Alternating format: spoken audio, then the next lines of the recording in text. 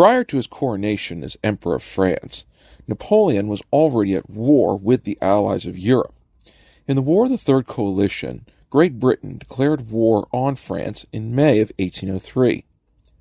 For the first 2 years of the war, not a great deal had happened, as Napoleon, realizing that he needed to make a definitive statement, decided he would plan an invasion of England, but soon found that his enemies within Europe's continent itself could potentially invade France, and this would mean he would be flanked from the rear.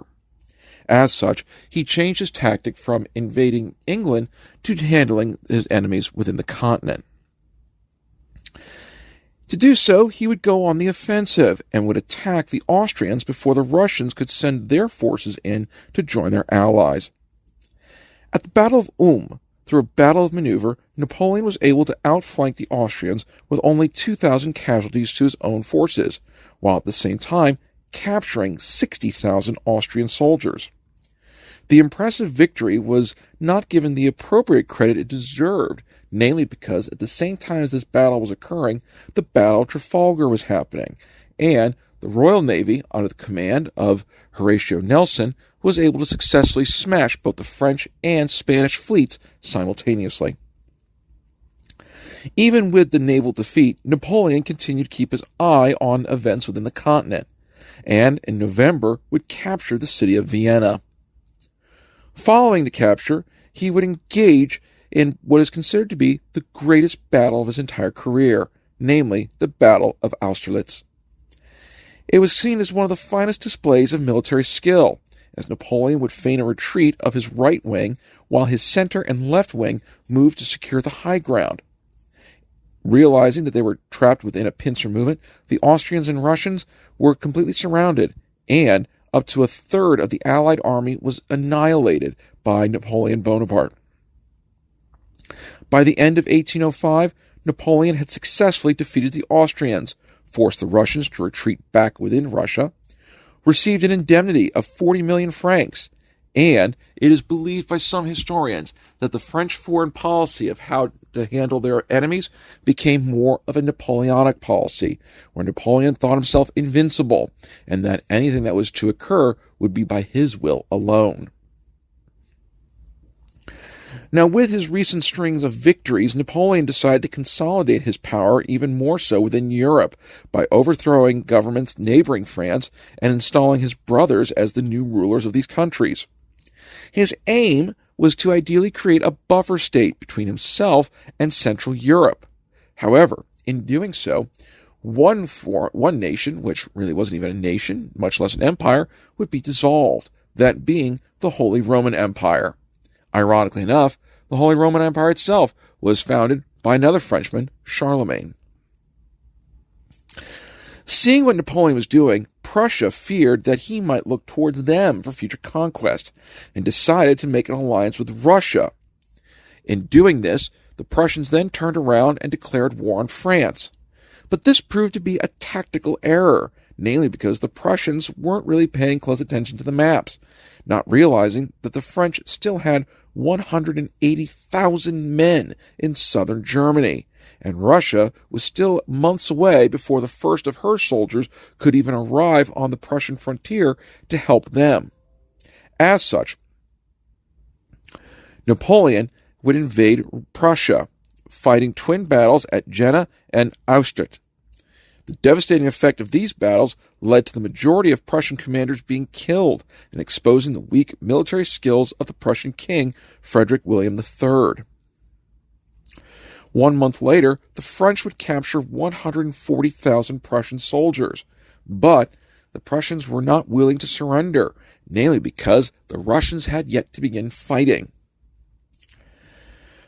Now, while 1806 was about the destruction of Prussia, 1807 saw France and Russia itself begin to engage each other militarily.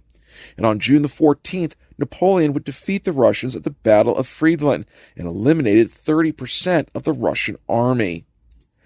These impressive victories were too difficult for both the Russians and the Prussians to handle.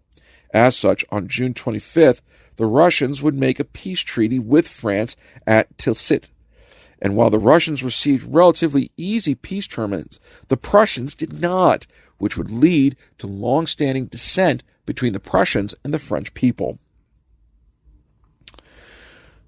Now, during his time in fighting the Prussians and the Russians, I know, rather ironic rhyme, Napoleon began to create what was called the Continental System, which was designed specifically to economically destroy Great Britain. Now, while all the countries who were more or less satellites to France agreed to follow the terms of the Continental System, few ever did, and as such, it was greatly broken. One country which did a great deal of ignoring this system was Portugal, and as such, the French sent an invasion force in to bring this small country into line.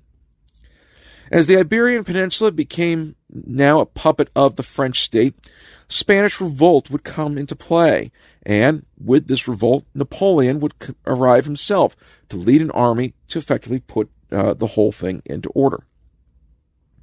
In less than 2 months, Napoleon reconquered Madrid and would force the British into a retreat into Portugal and almost completely out of the Iberian Peninsula. By the beginning of 1809, Napoleon would leave Spain and never return, but over the course of the next 5 years, he would end up sending in 300,000 desperately needed men for other fronts into Spain and attempt to hold down that particular region of the French Empire. Deciding to take a chance at changing the political landscape, the Austrians once again decided to declare war against the French. The Bourbon family had been virtually ousted from every location that they ever had power in, and as such, they needed to do something to restore their fortunes. The opportunity to catch the French off guard was squandered as the Austrians were incapable of preparing their army for a quick invasion. As a result, the French turned around and immediately would take Vienna. Now, the Austrians were able to slow down the French at the Battle of Aspern-Essling and force them to fall back, which immediately showed the first crack in the great invincibility of Napoleon.